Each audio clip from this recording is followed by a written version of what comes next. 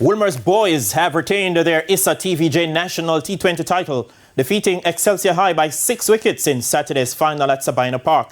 Manchester High cruised to victory to finish third in the curtain raiser. Wolmer's entered the final as favourites to defend their crown, but were given a punch to the stomach by Excelsior.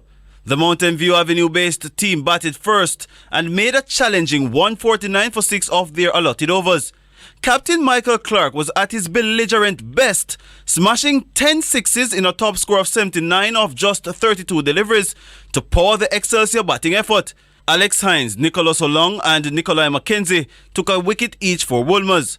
Jordan Johnson then made a top score of 37 from 29 balls for Wolmer's in their chase, and Jose Northover 28 from 31 balls as the Wolmerians got to victory at 150 for 4 in 17.5 overs. I said to them, made 140 or 150 or about, and I said we're still going out there to play positive cricket. It doesn't matter if they made 300, we'd go after it, same. We tried our best all around, but Wolmer's was better team, as I said, so hats off to Wolmer's. Meanwhile, Manchester High defeated St. Elizabeth Technical by 8 wickets in the third place playoff. Stets, who elected to bat, were restricted to 116 for 9 in their 20 overs, with Tyreek Bryan top scoring with 23 and Gavosta Edmond 20, against Sanjay Walker 3 for 22 and 2 wickets each for Demario Hall and Barrington Simpson.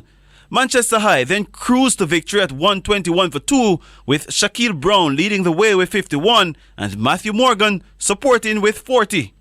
Jerome Foster, TVJ Sport.